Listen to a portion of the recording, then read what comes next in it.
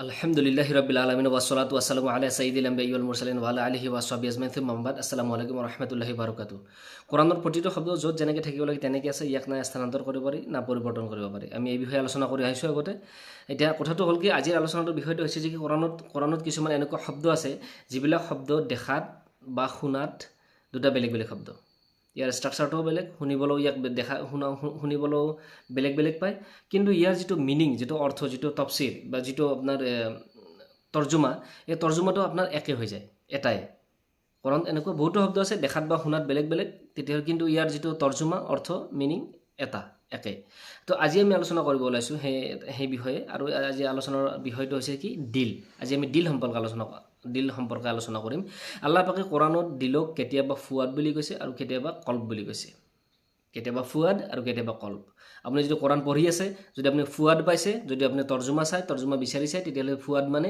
দিল পাব আৰু যদি আপুনি কল্ব পাইছে কোৰাণত আৰু কল্বৰ যদি আপুনি তৰ্জুমা চায় তেতিয়া তৰ্জুমাটো আপুনি কি পাব দিলেই পাব তো তেতিয়াহ'লে আল্লাহ তালাই এই শব্দ দুটা কোৰাণৰ এটা আয়াতত একদম ওচৰা ওচৰিকৈ ব্যৱহাৰ কৰিছে তো কি কাৰণত ব্যৱহাৰ কৰিছে আল্লাহ পাকে দুইটা শব্দ আয়াতটোত এটাই আয়াত দুইটা শব্দ একেই কিয় ব্যৱহাৰ নকৰিলে দুইবাৰে কল্ব বুলি কিয় নকলে বা দুইবাৰে ফুৱাদ বুলি কিয় নকলে নিশ্চয় কিবা এটা পাৰ্থক্য আছে আৰু সেই পাৰ্থক্যটো আমি জানাটো খুবেই জৰুৰী যে ইয়াত কি পাৰ্থক্য আছে what is the difference between this two words ফুৱাদ এণ্ড কল্ব ফুৱাদ আৰু কল্বৰ মাজৰ পাৰ্থক্যটো এই পাৰ্থক্যটো আমি প্ৰত্যেকে জানাটো জৰুৰী আচ্ছা আয়াতটো আহিছে মুছা আলাইহিছ সালামৰ মাকৰ ক্ষেত্ৰত বাল্দাৰ ক্ষেত্ৰত মুছা আলাইহিছ সালামৰ বাল্দা অৰ্থাৎ মাকৰ ক্ষেত্ৰত আহিছে মাক যেতিয়া মুছা আলাইহিছ সালাম জন্ম পায় একদম নিউবৰ্ণ বেবী এইমাত্ৰ জন্ম পাইছে গাখীৰ খাব আৰম্ভ কৰিছে এই বাচ্চাটোক আল্লাহ পাকে কি কৈছে আল্লাহ পাকে কৈ আছে ৱা আসবাহা ফুৱাদ উম্মি মুছা ফাৰিগন আল্লাহ পাকে কোৰাণ আয়াতত কৈ আছে যে কি মাকক কৈ আছে যে কি তুমি বাচ্চাটোক কি কৰিব লাগে এটা টুকাৰিত ভৰাই কেনে এটা খৰাইত ভৰাই কেনে নদীত দলিয়াই পেলাই দিব লাগে আলকিহি ফিলিয়াম মানে এনেকৈ কোৱা নাই যে আল্লাহ পাকে যে নদীত টুকাৰিটো বাচ্চাটো ভৰাই কেনে খৰাহিটো নদীত ভহাই দিব লাগে তেনেকৈ কোৱা নাই কি কৈছে যে আলকিহি ফিলিয়াম নদীত দলিয়াই পেলাই দিব দিছে আৰু নদী কি নদীত বহুত ধাৰ বৈ আছে নদীত বহুত জোৰ জোৰকৈ ঢৌ আহি আছে আৰু বহুত ডাঙৰ ডাঙৰ ঢৌ আহি আছে ধাৰ বৈ আছে প্ৰচণ্ড ধাৰ বৈ আছে নদীত সেই ধাৰৰ নদীত নিজৰ বাচ্চাক এইমাত্ৰ জন্ম পোৱা বাচ্চাক গাখীৰ খোৱা বাচ্চাক দলিয়াই পেলাই দিব দিছে এইটো পচিবল জানো এজনী মাকৰ কাৰণে এইটো সম্ভৱ জানো ইট ইজ অলমষ্ট ইম্পচিবল এইটো সম্ভৱেই নহয় এজনী মাকৰ কাৰণে নিজৰ বাচ্চাক দলিয়াই প্ৰচণ্ড ধাৰ বৈ থকা মানে নদীত এটা দলিয়াই পেলাই দিয়া সেই চিনটো যিটো চিন নদীৰ পাৰত যিটো চিন হৈছে সেই চিনটো বৰ্ণনা কৰাৰ কাৰণে আল্লাহ পাকে কোৰাণত এই আয়াতটো নাজিল কৰিছে আৰু এই আয়াতত আল্লাহ পাকে কি কৈছে এই শব্দ দুটা ব্যৱহাৰ কৰিছে ফুৱাদ আৰু কল্ব কি কৈছে আল্লাহ পাকে আয়াতত কি কৈছে ৱা আসবাহা ফুৱাদ উম্মি মুছা ফাৰিগন ইনকাদাত লাতুদবিহি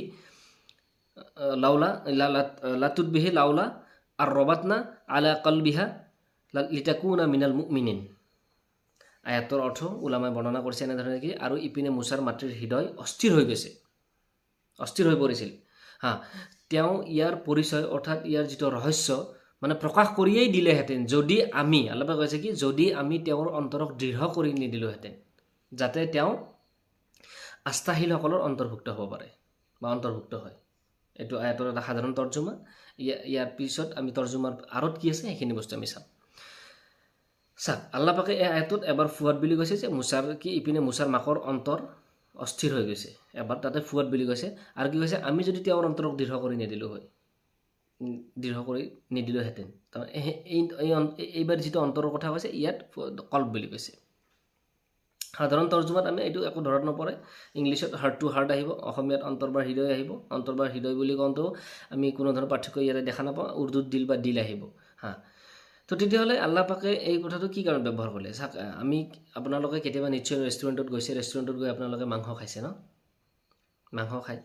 মাংস খাওঁতে কি হৈছে তাত এটা চিকৰ ভিতৰত মাংস ভৰাই কেনে জুইত পুৰিব দিয়া হয় আৰু সেই অৱস্থাত মাংস টুকুৰাৰ অৱস্থা কেনেকুৱা হয় একদম দেখাত কলা হৈ যায় আৰু ফাটি যায় না এইটো হৈছে তাৰমানে ফুৱাদ এই মাংসৰ টুকুৰাটো ফুৱাদ মানে এই দিলৰ ক্ষেত্ৰত ফুৱাদ শব্দটো সাধাৰণ অৱস্থাত ব্যৱহাৰ নকৰে কেতিয়া কৰে যেতিয়া এটা মানুহজনৰ অৱস্থাটো ইন জেনেৰেল যেনেকুৱা অৱস্থা হৈ থাকে সাধাৰণ অৱস্থাত নাথাকে, এটা অসাধাৰণ অৱস্থাত থাকে।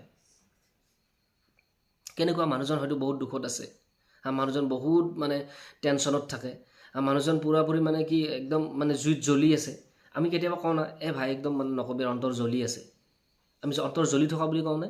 এই অন্তৰ জ্বলি থকা অৱস্থাটোত এই অন্তৰ জ্বলি থকা কথাটো হৈছে ফুৱাদ। যেনেকুৱা নেকি মাংসৰ টুকুৰাটো ক'লা হৈ গৈছে, ফাটি গৈছে জুই পুৰা দিওঁতে। ৰেষ্টুৰেণ্টত কিছুমান ৰেষ্টুৰেণ্টত দেখা পায় আপোনাৰ যিবিলাক আৰবিয়ান ৰেষ্টুৰেণ্ট, আমাৰ ইণ্ডিয়াত যিবিলাক আৰবিয়ান ৰেষ্টুৰেণ্ট আছে, কেতিয়াবা বম্বে চম্বে আপোনালোকে গ'লে দেখা পাব, তাত লিখা থাকে লাহমিন ফাইড, মানে পুৰা মাংস টুকুৰাত মানে লাহমিন ফাইড বুলি লিখা থাকে। লাহমিন ফাইড আপোনাৰ যিটো মেনু আছে, ৰেষ্টুৰেণ্টৰ মেনু বুকখন যিখন আছে, মেনুখন লিখা থাকে লাহমিন ফাইড, আপোনালোকে চালে গম পাব। তো কথাটো হৈছে যে কি, তো এই যিটো দিলৰ অসাধাৰণ অৱস্থা, এই অসাধাৰণ অৱস্থাটো বুজাবৰ কাৰণে আল্লাহ মানে আৰবত এই শব্দটো ব্যৱহাৰ কৰে, ফুৱাদ শব্দটো ব্যৱহাৰ কৰে। আৰু যেতিয়া মুছা আলাইহিছ ছালামৰ মাকে যেতিয়া মুছা আলাইহিছ ছালামক পানীত দলিয়াই পেলাই দিব লগা হৈছিল, তেতিয়া মাকৰ অন্তৰখন কেনেকুৱা হালাতত আছে? সাধাৰণ হালাতত আছে নেকি? নিশ্চয় সাধাৰণ হালাতত নাই, নিশ্চয় অন্তৰ জ্বলি আছে। সেই ক্ষেত্ৰত আল্লাহ পাকে কি কৈ আছে যে ৱা আসবাহা ফুআদ উম্মি মুছা ফাৰিগন, মাকৰ অন্তৰখন মানে কি হৈ আছে? অন্তৰখন অস্থিৰ হৈ পৰিছিল যেতিয়া বাচ্চাটোক দলিয়াই পেলাই দিব লগা হৈছিল। এই ক্ষেত্ৰত এই বস্তুটো মাকৰ অস্থিৰতাখিনি বুজাবৰ কাৰণে আল্লাহ পাকে ফুৱাদ শব্দটো ব্যৱহাৰ কৰিছে। এইবাৰ চাওঁ পিছত আল্লাহ পাকে কল বুলি কি কাৰণ ব্যৱহাৰ কৰিলে, এইবাৰ আমি সেইটো চাওঁ। এইবাৰ কি কৈছে? লাউলা আৰু ৰবাতনা আলা কলবিহা, আল্লাহ পাকে কৈ আছে যদি আমি তেওঁৰ অন্তৰক দৃঢ় কৰি নিদিলোহেঁতেন, মানে কলবিহা। এবাৰ কল শব্দটো ব্যৱহাৰ কৰিছে, মানে আল্লাহ তালাই তেখেতৰ দিলক সান্তনা যদি নিদিলেহেঁতেন। এতিয়া তাৰমানে দিলক সান্তনা দিয়াৰ পিছত দিল কেনেকুৱা? সেই জ্বলি থকা অৱস্থাত থাকে নেকি? দিল যেতিয়া সান্তনা লয়, দিলে যেতিয়া কাৰোবাৰ পৰা ইতমিনান লয়, দিলে যেতিয়া কাৰোবাৰ পৰা বুজনি লোৱাৰ পিছত যেতিয়া দিল ইতমিনান অৱস্থাত আহে, অন্তৰখন যেতিয়া ইতমিনান অৱস্থাত আহে, তেতিয়া দিলৰ কেফিয়তটো কেনেকুৱা হালাতত থাকে? দিলৰ কেফিয়ত কি হৈ থাকে? নিশ্চয় দিল ঠাণ্ডা হয়, মুতমাইন হয়, আৰাম মহসুচ কৰে, এটা বিশ্বাসত আহে, এনেকুৱা এটা অৱস্থালৈ আহে। সেই অৱস্থাত আল্লাহ পাকে কি কৈ আছে? যদি আমি মুছাৰ মাকৰ কি কয় তেওঁৰ অন্তৰক দৃঢ় কৰি নিদিলোহেঁতেন, বান্ধি নাৰাখিলোহেঁতেন, বান্ধি নিদিলোহেঁতেন, তেতিয়াহ'লে ৰহস্যটো ফাদিল কৰি দিয়ে। কি ৰহস্য? এই যে ফিৰাউনৰ ৰহস্য, যে ফিৰাউনে বাচ্চাবিলাকক কতল কৰি আছে, তো তেতিয়া মুছা আলাইহিছ ছালামৰ মাকৰ মুছা জন্ম পালে, এইটো যিটো ৰহস্য, এই ৰহস্যটো ফাদিল কৰি দিলেহেঁতেন যদি আল্লাহ পাকে দিলক সান্তনা নিদিলেহেঁতেন। আল্লাহ পাকে মুছা আলাইহিছ ছালামৰ মাকক দিলত সান্তনা দিছে। সান্তনা দিয়াৰ ক্ষেত্ৰত যেতিয়া দিলৰ কৈফিয়ত কি হৈছে? ঠাণ্ডা হৈ গৈছে, দিল ইতমিনান হৈছে, দিল মুতমাইন হৈছে। মুতমাইন হোৱাৰ ক্ষেত্ৰত আল্লাহ পাকে কি কৈছে? আলা কলবিহা। এইবাৰ আল্লাহ পাকে কল শব্দটো ব্যৱহাৰ কৰিছে। আল্লাহু আকবাৰ। চাওক কি ধুনীয়া, কেনেকুৱা এইটোক বালাগাত, এইটো ষ্টাইল, এইটো আল্লাহৰ কোৰাণৰ এইটো আয়াতৰ পেটাৰ্ণ, এইটো ষ্টাইল। আৰু আল্লাহ পাকে যে প্ৰতিটো শব্দ আল্লাহ পাকে য'ত যেনেকৈ ব্যৱহাৰ কৰিব লাগে, দুইবাৰে যদি কল বুলি ব্যৱহাৰ কৰিলে হয়, অৰ্থটো মিনিংটো বেলেগ হৈ গ'লে হয়। কল মানে বেলেগ, ফুৱাদ মানে বেলেগ।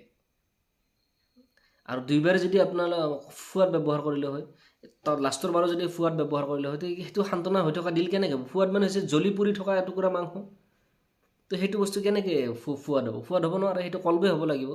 তো এতিয়া মানে এনেকুৱা কেতিয়াবা আমাৰ জীৱনতো কিছুমান এনেকুৱা হালাত আহে, এনেকুৱা চিটুৱেশ্যন আহে যে আমাৰ অন্তৰ একদম ফুৱাদ বনি যায়।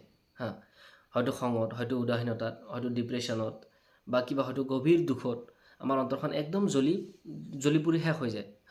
তো এই জ্বলি থকা মুহূৰ্তটো হৈছে ফুৱাদ। আৰু যেতিয়া আমি আমাক কোনোবাই সান্তনা দিয়ে, আমি যেতিয়া মুতমাইন হওঁ, যেতিয়া আমি টেনশ্যনটো যেতিয়া আমাৰ শেষ হয়, বা কোনোবাই যদি আমাৰ টেনশ্যনৰ ৰিস্ক লয়, আমাক যদি কোনোবাই চাথ দিয়ে, তেতিয়া কি হয়? আমাৰ দিল মুতমাইন অৱস্থাত হয়, ইতমিনান পায়, শান্তি পায়। আৰু সেইখিনি সময়ত আমাৰ দিলটো কি হৈ যায়? কল্ব বনি যায়। তো মেইন কথাটো হ'ল কি? আল্লাহ পাকে সেইকাৰণে কি কৈছে? লাউলা আৰু ৰবাতনা আলা কলবিহা লিতাকুনা মিনাল মুমিনিন, যাতে কি হয়? আস্থাশীলসকলৰ অন্তৰ্ভুক্ত হ'ব পাৰে, বিশ্বাসীসকলৰ অন্তৰ্ভুক্ত হ'ব পাৰে। সেইকাৰণে দিলক আল্লাহ পাকে নৰম কৰি দিছে। এই দুটা ক্ষেত্ৰত আল্লাহ পাকে কি কৰিছে? কোৰাণত এবাৰ কলব আৰু একবাৰ ফুৱাদ বুলি ব্যৱহাৰ কৰিছে। মই ভাবোঁ ইনশাআল্লাহ আপোনালোকে নিশ্চয় বুজি পাইছে যে আল্লাহ পাকে এই দুটা শব্দ কি কাৰণত ব্যৱহাৰ কৰিছে। আৰু মই যিমানখিনি কম সময়ৰ ভিতৰত আপোনালোকক বুজাবৰ কাৰণে চেষ্টা কৰিছোঁ। ইমান কম সময়ৰ ভিতৰত বুজোৱা কথা নহয় এইবিলাক, অলপ দীঘলীয়া ডিছকাশ্যন লাগে, অলপ দীঘলীয়া সময় লাগে। কিন্তু এতিয়া আমাৰ হাতত টাইম বহুত কমি আহিছে। তো সেইকাৰণে আমি এইখিনি আলোচনা কৰি শেষ কৰিছোঁ ইনশাআল্লাহ আশা কৰোঁ আমি সকলোৱে বুজি পাইছোঁ বাৰাকাল্লাহু লানা ওয়া লাকুম